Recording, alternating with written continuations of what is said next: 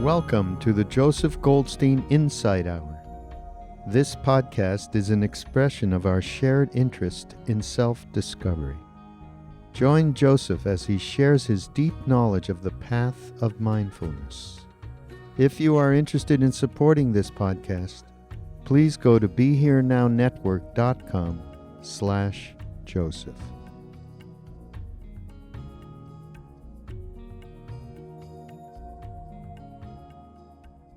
Last week we were discussing the enlightenment factor of concentration and what this quality of mind is and the role it plays on the path of awakening. So tonight I'd like to continue this discussion in a particularly pragmatic way of how we can cultivate concentration in our practice and in our lives. Is it actually possible to develop sufficient steadiness and undistractedness of mind for awakening, for the realization of Nibbana? What is so powerful about the Buddha's teachings is that he lays out the path of practice in a very step-by-step way. He doesn't just talk about the ultimate destination, he actually tells us how to get there. So the first step in developing concentration, this enlightenment factor of samadhi, is establishing or strengthening the confidence that we can do it. Although some very few people perhaps like Deepen,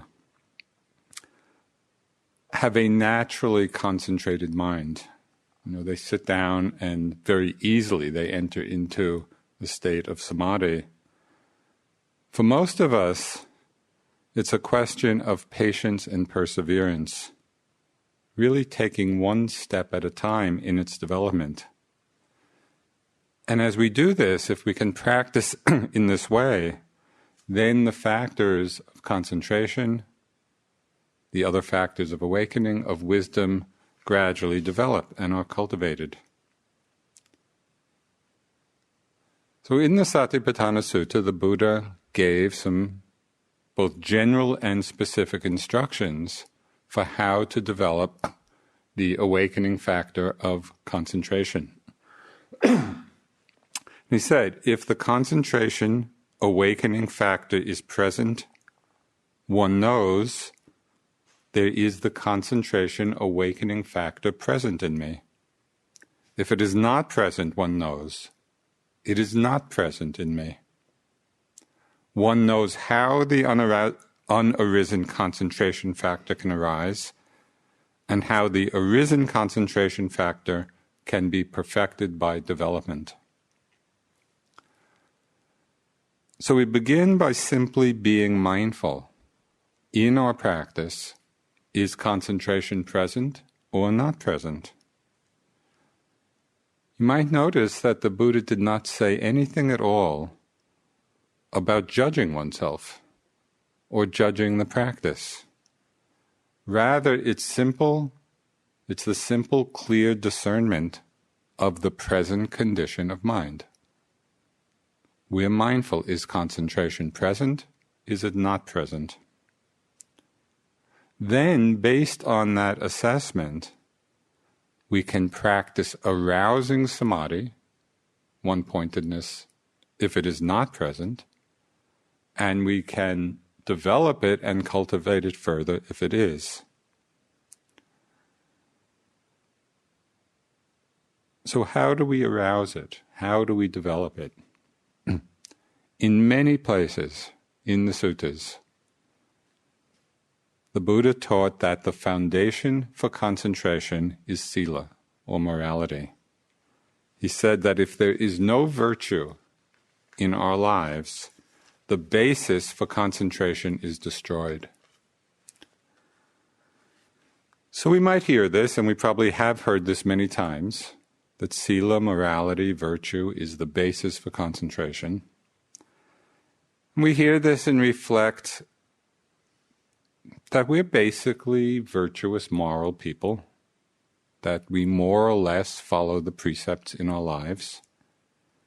And then we might quickly move on to great visions of mental absorption and supernormal powers and full enlightenment. Yeah, I've taken care of the Sila part. Now all the rest will just follow. But I think it's helpful to examine a little more fully how all this works. Why is morality the basis for concentration? To really investigate this in our lives, because that's what gives it strength. That's what gives it power. As I mentioned in some earlier talks, Sila, or morality, in a very obvious way, is the basis for non-remorse. If we're not doing unskillful things, we're not going to feel remorse about them. So Sila is the cause for non-remorse. Non-remorse is the cause for happiness. Happiness is the cause for concentration, and concentration for liberating wisdom. So we can just see this chain of dependent arising play out in our lives, and the opposite, how lack of Sila causes remorse and regret and guilt and other unwholesome factors. So we can see this very directly in our own meditation experience. This is not just a theoretical progression. We've seen it many times in our own practice. Very commonly we're sitting or walking and past memories start to arise. Past memories of wholesome actions, past memories of unwholesome actions. The former, the skillful ones, when we think of them, when we remember, we know that they bring about a feeling of ease, a feeling of confidence. And when the unskillful memories, memories of unskillful actions arise, we do feel regret or remorse or sometimes guilt. A story which I've told many times over the years, but it's a very striking example of this, was when I was sitting in India, and my practice was getting somewhat deeper and the concentration was improving. And then this memory came back of my Peace Corps training, and how as part of the training we were killing chickens. And at that time, under the great power of delusion, I had the thought, well, I'm a man, this is something I ought to be able to do. And so there was a kind of almost pride, right, in my undertaking this task. And I had a picture of me, somebody took this picture of, holding the chicken and then chopping its head off. And I had this big smile on my face, as if I had just done something noble. Well, years later in India, I'm sitting and practicing, and all of this comes back to mind. And of course, with the clarity of mindfulness, I saw how deluded I had been, and a tremendous amount of remorse overcame my mind. And it filled my mind for days. I kept reliving this scene and this picture. And of course, the concentration was completely gone, as I was just getting lost again and again in reliving this memory. And just as a little side note, one of the most extraordinary karmic concurrences was just on the day that these memories reached their peak in my mind. Every evening I was at the Burmese Vihar in Bodh Gaya. They would serve just some tea and a boiled egg. And just on that day, for the one and only time in my life, I cracked open the egg, and there was a little embryo chicken in it. I was just amazing.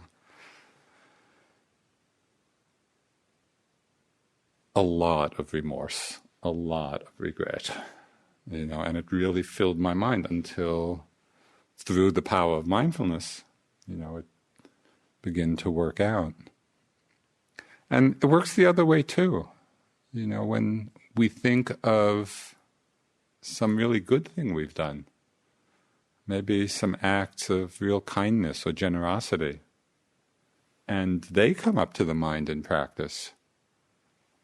How do you feel? How do you feel when that memory comes? The heart is gladdened. There's a kind of lightness and an ease and a confidence that comes.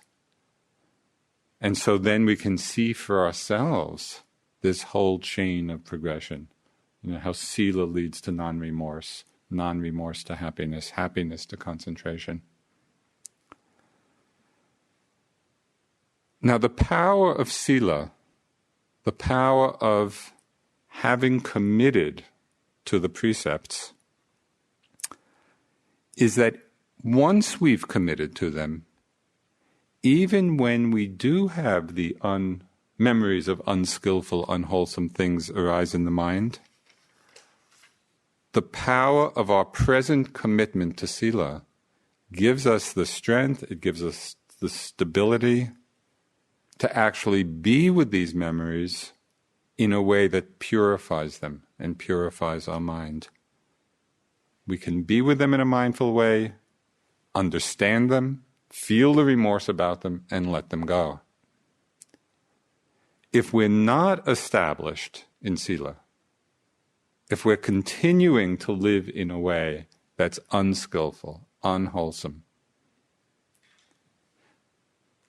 then these thoughts continue to arise in the mind. They continue to plague the mind. And we find that there's no way actually to have the mind settled and become concentrated. The example, Munindraji, my first teacher, gave a very good example. He said, to practice meditation without this establishment in virtue, which again, it doesn't mean that we haven't committed many unskillful acts in the past. It means from now we are established. From now we are committed to non-harming. If that's not present, practicing meditation is like trying to row a boat across the river without untying it from the dock. We can put all this effort into it and we don't go anyplace. This is the importance the Buddha placed, the value he placed, on the power of Sila in the development of our practice. So Sila is the condition for concentration to arise. So once we're established in this, and I think we all are, we have that commitment to non-harming in our lives, then we can employ different methods and different techniques specifically for strengthening and developing this enlightenment factor of concentration. And one of the most basic and easily applied methods, which the Buddha talked about often, is mindfulness of breathing. The breath is always with us. It's not that we have to go searching for it or find something that's not there. If we're alive, we're breathing. Not only is it always there, the breath is an interesting object because it's intimately connected with our whole energy system and with the state of our mind. So there's a powerful interface between the breath and our minds. Last week I spoke of 4 steps that the Buddha outlined in the Satipatthana Sutta, this discourse that we've been discussing. He outlined 4 steps of how to work with the breath, of how to apply mindfulness of breathing. And I'd like to review them and elaborate a bit on each of these steps as a way of understanding what tools we can use in our practice. in refining samadhi, in refining this enlightenment factor. So the first instruction the Buddha gave, if you remember, is very simple. He said, breathing in, one knows I'm breathing in. Breathing out, one knows I'm breathing out. This is the simplest and most basic meditation instruction. We sit, breathing in, know you're breathing in, breathing out, know you're breathing out. But of course, our minds being what they are, we complicate things, and different teachers tend to complicate things. Because as you know, different teachers have very different suggestions for where to feel a breath, how to feel a breath. Some say, keep the attention at the tip of the nose, or just the sensation of the air as it touches the upper lip. Some teachers say to observe it, the rising, falling of the abdomen. Others say to feel the breath wherever you feel it in the body, and not necessarily to fix it at any one place. So my suggestion is just to see for yourself where the mind naturally settles. Take the Buddha's general instruction, breathing in, know you're breathing in. Breathing out, know you're breathing out. And then see for yourself in your own experience, where do you feel it? Does the mind settle just in one place? Fine, be there. Does the mind stay open to different places where you're feeling the breath arise? Fine, be with that.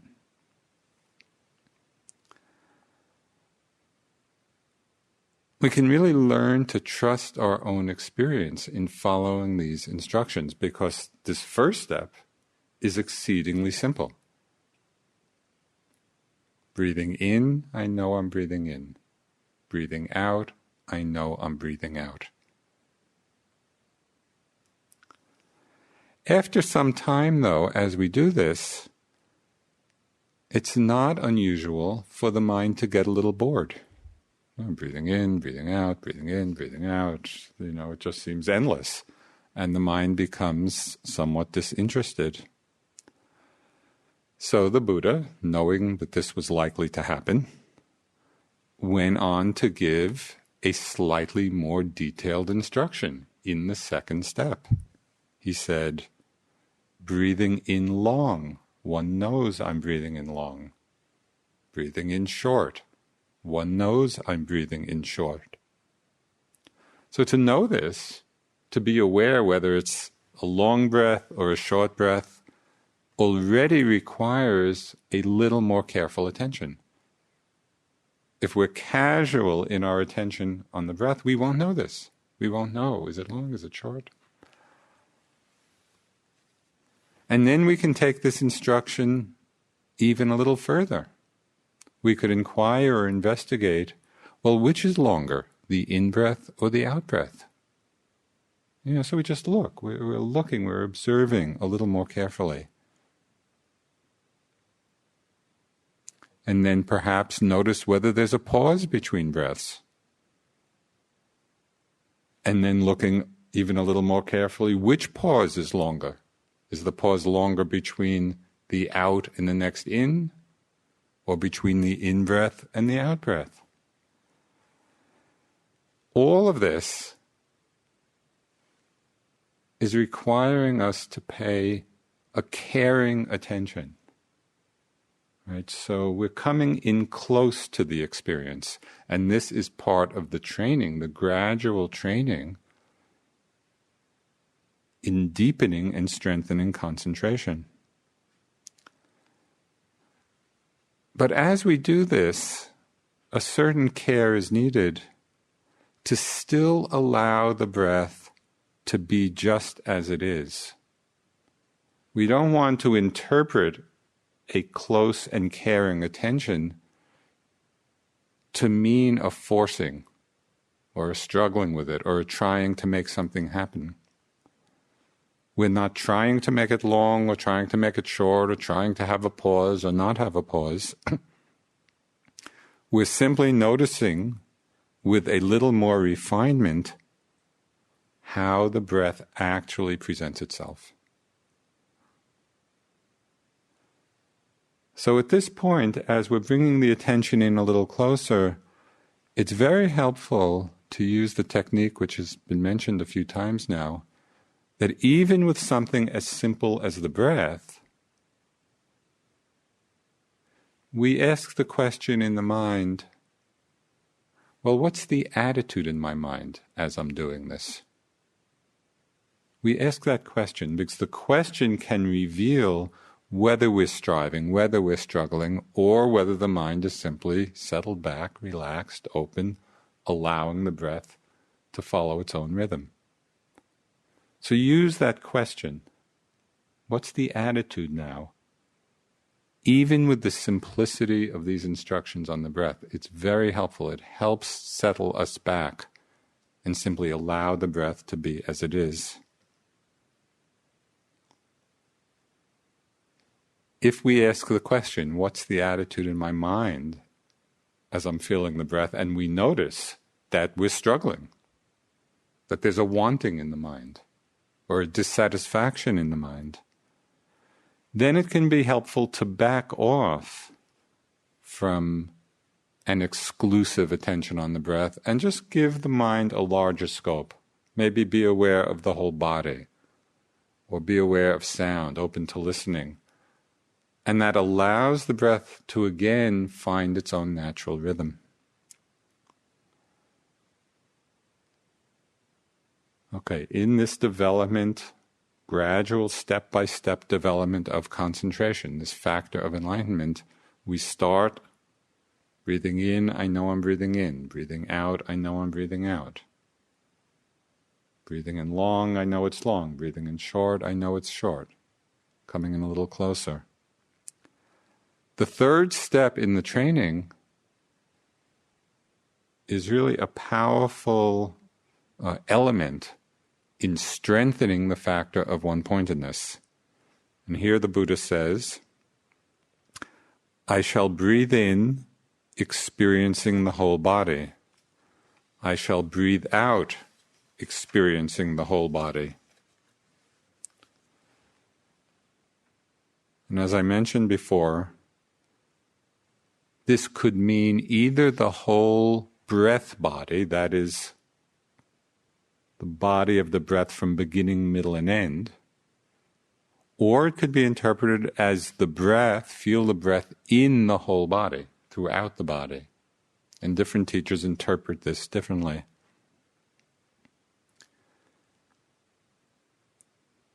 You can experiment for yourself. The point of this step, and it's a really critical one in the development of samadhi, is that it encourages us to make the attention continuous. Because you may have noticed, as you meditate, that the mind has a tendency, we're with the breath and we kind of connect with it for some moments of it, and then the mind goes off someplace and maybe it picks up the tail end of the breath, and then on the out breath, and then we're with it for a few moments and the mind goes off and then we pick it up again. The Buddha here is saying, keep the attention continuous, breathing in, feeling the whole body, experiencing the breath, the whole body of the breath, or the breath in the whole body. And so we're really working at this very smooth, easy continuity of attention.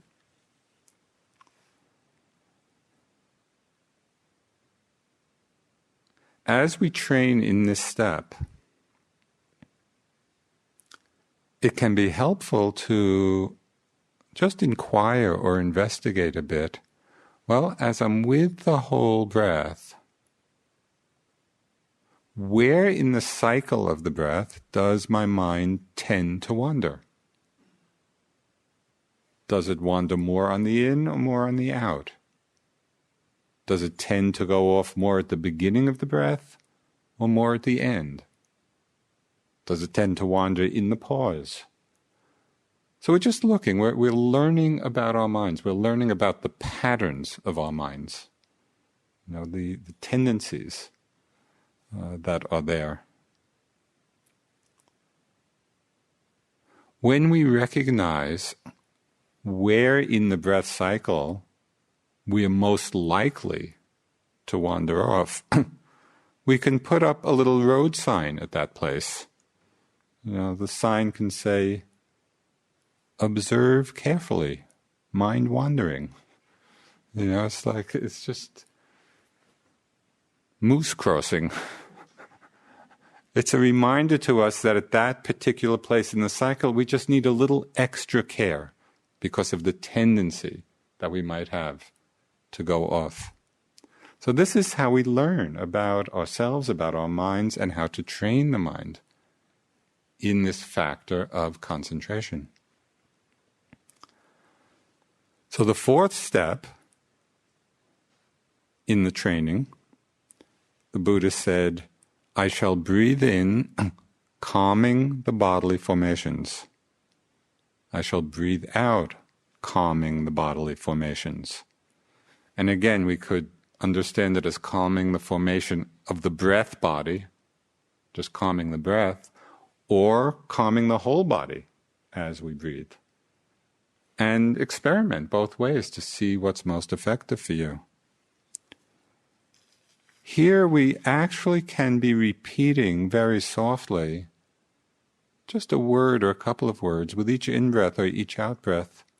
We might repeat the word like a whisper in the mind, calm, calming the breath, calming the formations. And then actually noticing the feeling of calming as it arises. I found this last step in the Buddha's instructions, this fourth step of calming the body formations and actually doing it, by using this word, I found it so helpful in my own practice in developing the tranquility factor of mind, which frees us. It frees the mind from wanting, from grasping, from leaning forward. So just experiment as you're breathing in, calming the breath. Breathing out, calming the breath. And see if you get that sense of simply by reminding ourselves to calm the breath, notice how the whole energy system relaxes back into it, back into a place of calm and tranquility, rather than a reaching out for or a looking for something. What's amazing about this, and what the Buddha pointed out in the teachings, then, is that out of this place of calm, of tranquility, concentration arises all by itself. We don't have to look for concentration based on effort. We can allow the concentration to arise naturally out of the calm and tranquility of mind. And that's why this fourth step in the instruction is so helpful. At this point, as we're watching and calming the breath and the bodily formations with each breath, the breathing can become very refined. And an Australian teacher, Ajahn Brahm, who teaches a lot of samadhi practice, he has a beautiful expression for this. He calls it observing the beautiful breath. And I really like that phrase because at this place of calm, the breath really is beautiful, and we experience it that way. When we're feeling the beautiful breath, the calm breath, based on a growing steadiness, a growing concentration of mind, then the mind is naturally inclined to stay with it. At that point, there's no struggle. It's as if the mind is pulled to or drawn into feeling the breath. It wants to be with it because it is the beautiful breath. We're drawn to the beauty.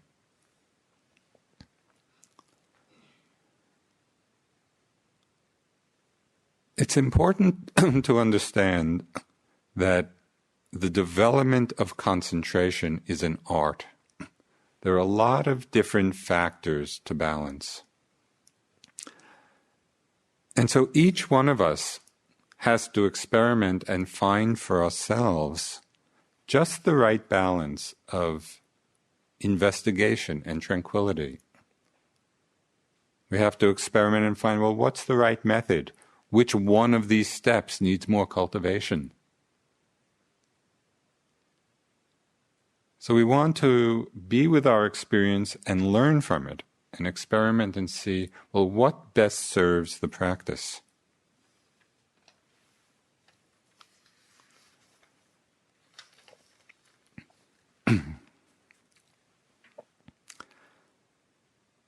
So we work through these 4 steps.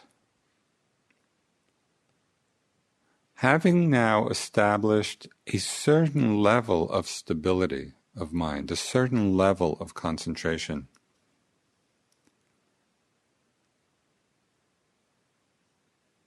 we can then take another step in developing concentration and wisdom.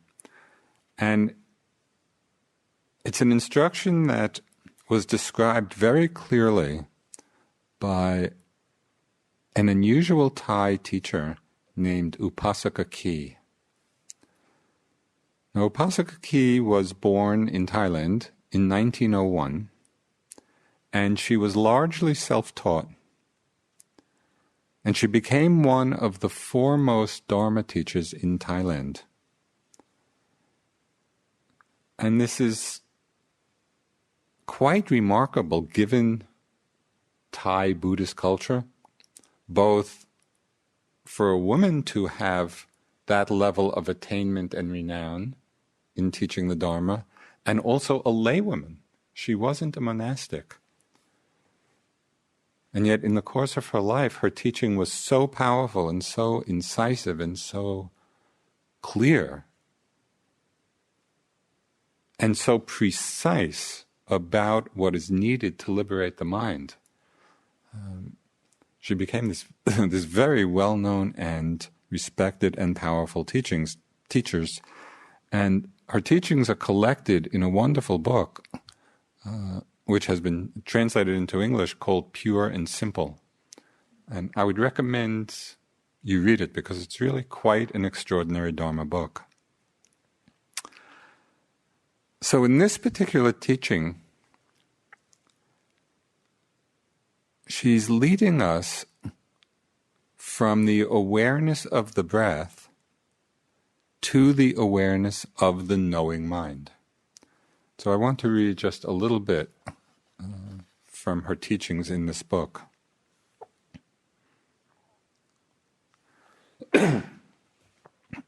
We gather our awareness at any one point of the breath and keep this up until the mind settles down and is still.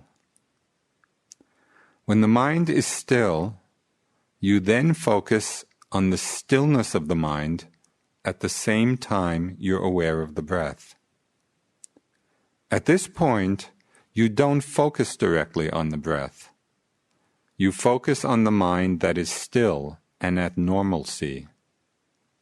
You focus continuously on the normalcy of the mind at the same time that you're aware of the breath coming in and out, without actually focusing on the breath. You simply stay with the mind, but you watch it with each in and out breath. Usually when you are doing physical work and your mind is at normalcy, you can know what you're doing. So why can't you be aware of the breath? After all, it's part of the body. This is when you focus on the mind instead of the breath. Let go of the breath and focus on the mind, but still be aware of the breath on the side. You don't have to make note now of how long or short the breath is. Simply make note of the mind that stays at normalcy with each in and out breath.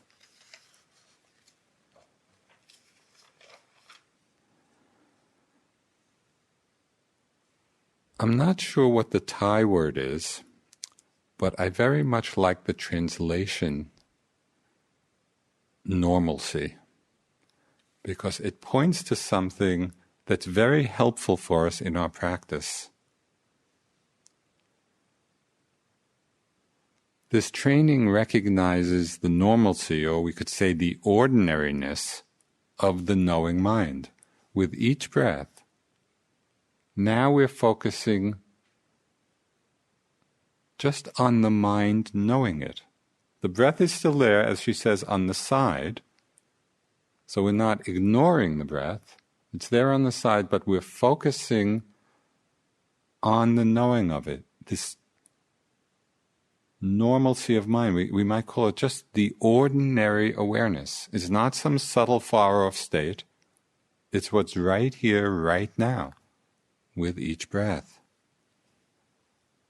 One simply knows the breath and stays with the experience of the knowing.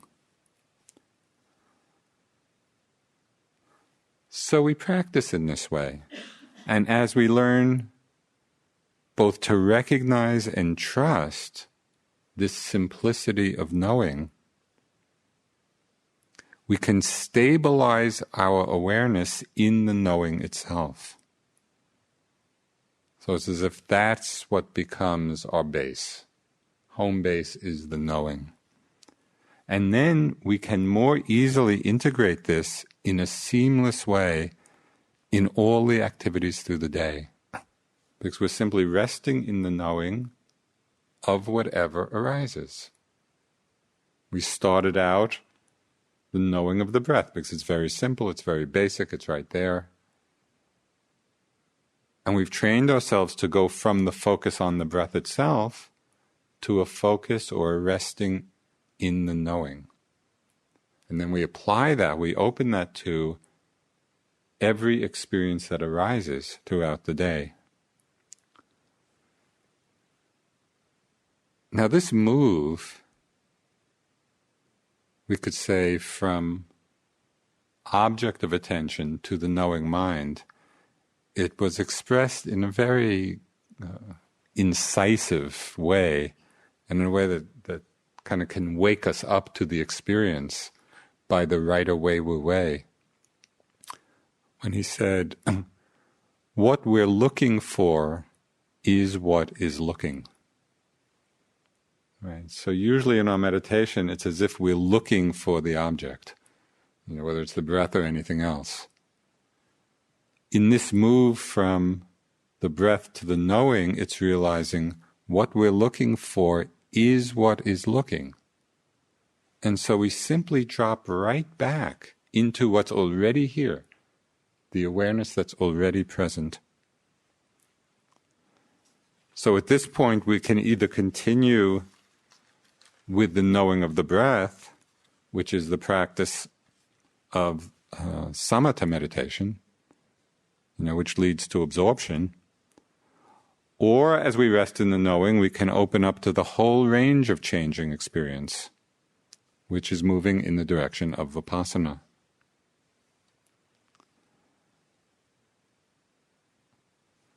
When we move in the direction of open awareness, resting in the knowing of whatever's arising,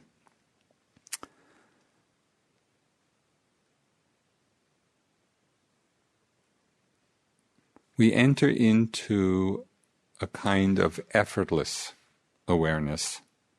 And this is what Sayadaw U Tejaniya said about this. He said, when mindfulness has gained momentum, we don't need to do anything more. The mind knows what to do.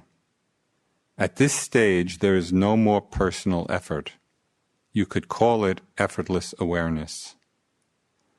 Only when we don't do anything can we see the non-doing, the non-self.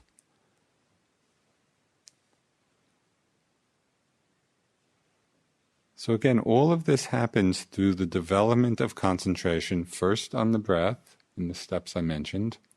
Then it reaches that very refined state, the beautiful breath. We shift our focus then from the focus on the breath to the focus on the knowing. We learn to recognize it, stabilize the mind in the knowing, open up to the knowing of whatever's arising. This is the experience, and we begin to have a very direct experience here of anatta, of selflessness, because we see that it's all rolling on by itself. There's no one there doing anything.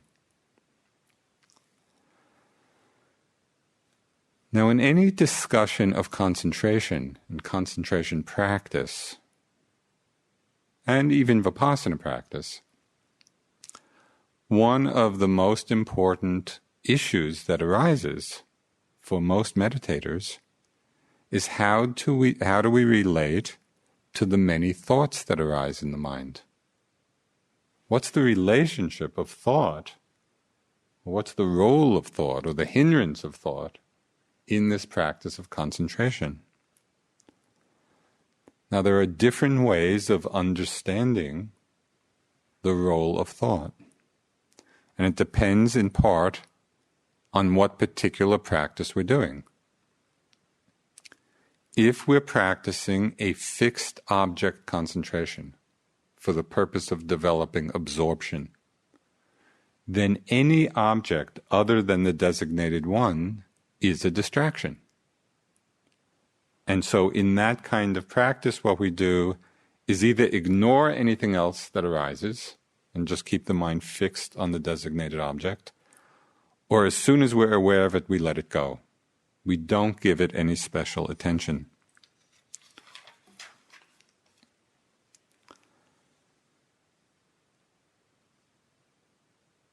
In insight practice, when we're practicing not fixed object concentration, but developing what we have called momentary concentration, which is the one-pointedness on changing objects, and this is the practice we do in Vipassana, there is a very different attitude that we bring to thoughts. And again, Sayadaw U Tejaniya has expressed this way of relating to thoughts very, very well. He said, when the mind is thinking or wandering, just be aware of it. Thinking is a natural activity of the mind. You are doing well if you are aware that the mind is thinking. But if you feel disturbed by thoughts, or if you have a reaction or judgment of them, there is a problem with your attitude. The wandering mind is not the problem. Your attitude that they should not be around is the problem. So understand that you have just become aware of some functions of the mind. These two are just objects for your attention. When you feel disturbed by the thinking mind, remind yourself that you are not practicing to prevent thinking, but rather to recognize and acknowledge thinking whenever it arises. If you are not aware, you cannot know that you are thinking. The fact that you recognize that you are thinking means that you are already aware. Remember, it does not matter how many times the mind thinks, wanders off, or gets annoyed about something, as long as you become aware of it. So again, in the development of momentary concentration, momentary samadhi, in the progress of Vipassana, we don't so much see thoughts as a hindrance or a problem. They are simply something else to be aware of. And we want to practice being aware of them as close to the beginning as possible.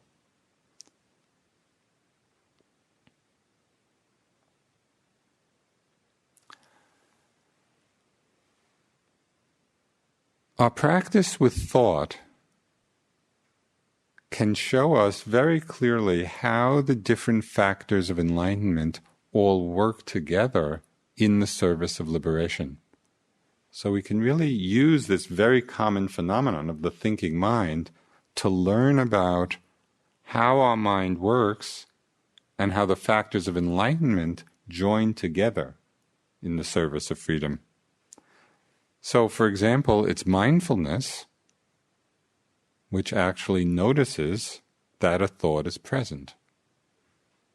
Without mindfulness, we don't know. It's continuity of mindfulness, many moments of mindfulness in a row, that strengthens the steadiness of mind and the factor of concentration. Concentration arises from continuity of mindfulness. So we see how these two factors work together. The second factor of enlightenment, investigation of dhammas, which is the wisdom factor.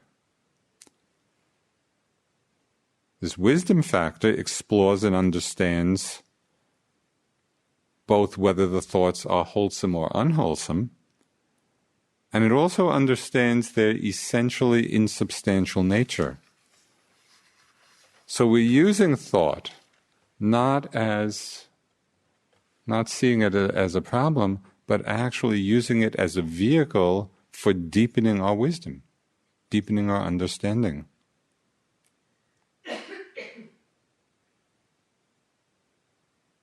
Now, if we're very mindful, if the mindfulness is strong, as thoughts appear, and we're aware of them just as they appear, and to use the Tibetan phrase, if they appear and then we see how they self-liberate, meaning in the moment of awareness they just disappear, then there's nothing further we need to do. Because at that point we're really seeing their empty, insubstantial, momentary nature. Regardless of what the thought is saying, there's no problem. Thought arises, we're aware, it self-liberates, it's gone. We just go on. However, as we know, our mindfulness is not always that sharp. We don't always see the thought just as it begins. And very often we do get involved with them in one way or another. We get carried away by the story they're telling us. So in this case, it's helpful to look a little more carefully at the content.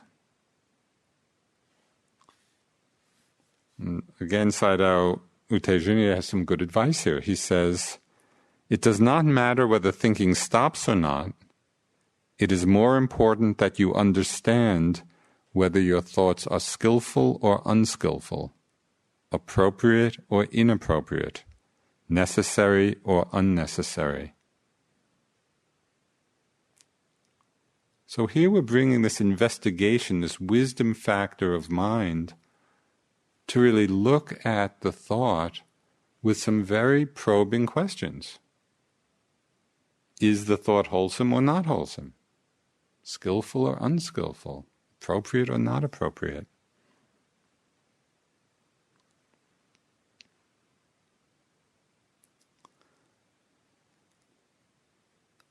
The Buddha compared the progressive refinement of the mind to various stages of refining gold.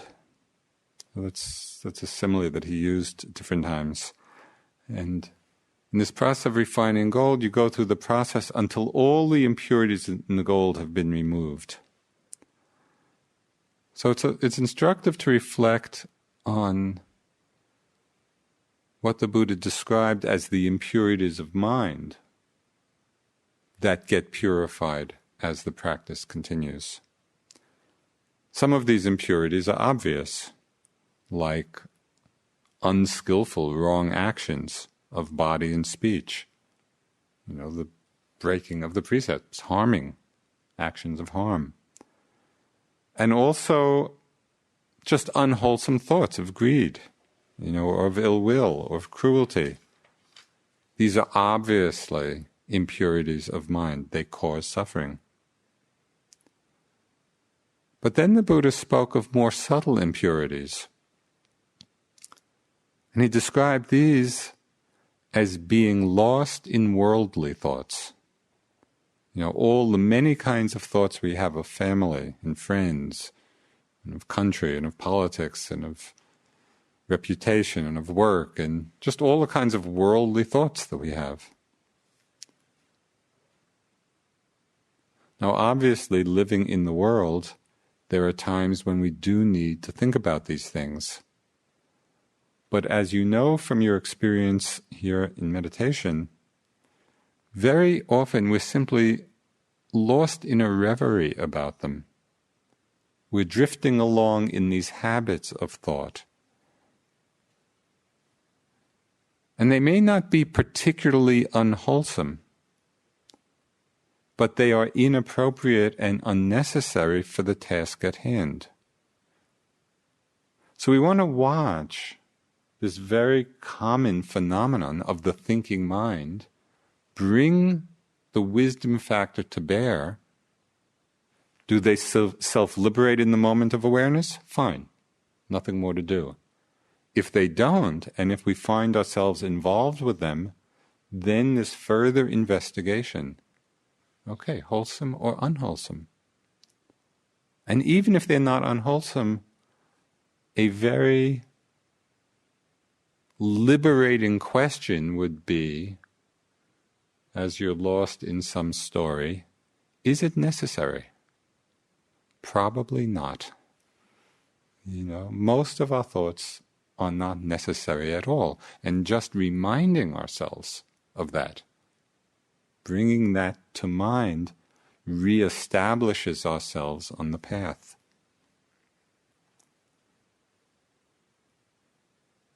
Then the Buddha talked of an even more subtle level of impurity. And it's one that's very seductive. And this is when we get lost in Dharma thoughts.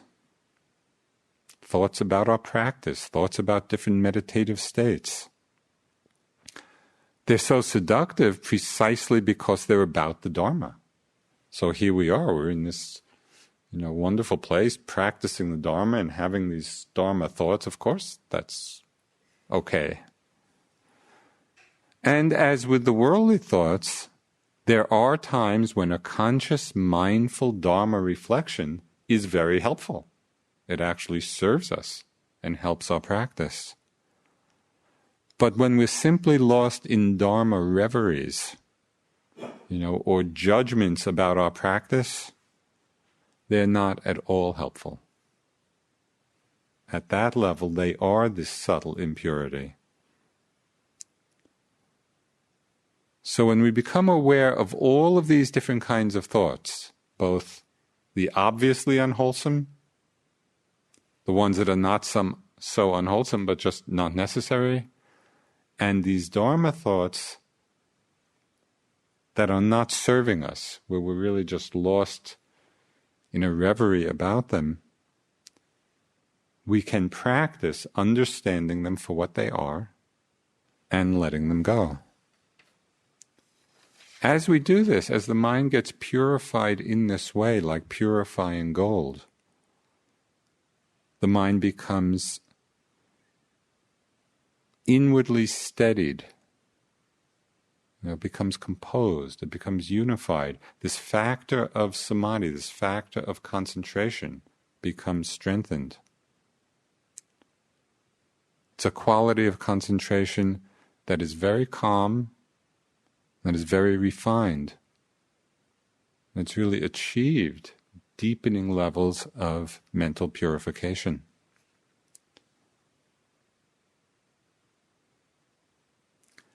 As with all the factors of awakening, the 7 factors of enlightenment, concentration too needs to be developed gradually.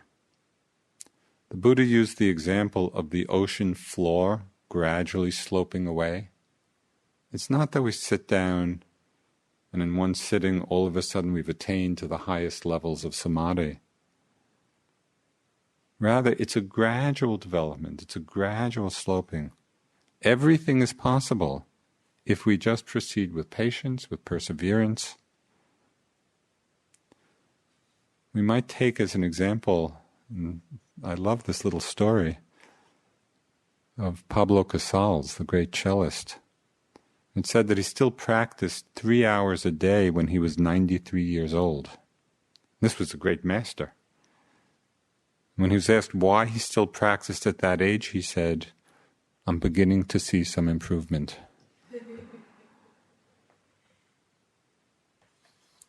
So I'd just like to close with a few verses from the Dhammapada, which is a reminder to us, in the Buddha's own words, of the nature of our minds and what we can accomplish. He said, "Just as an arrowsmith shapes an arrow to perfection, so does the wise person shape the mind, which is fickle, unsteady, vulnerable, and erratic.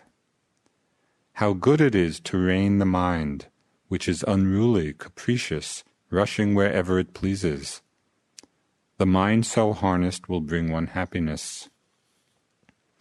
Your worst enemy cannot harm you as much as your own unguarded thoughts. A well-directed mind creates more well-being than even the loving actions of parents towards their children. A wise person should pay attention to the mind, which is difficult to perceive. It is extremely subtle and wanders wherever it pleases. The mind well guarded and trained will bring one happiness."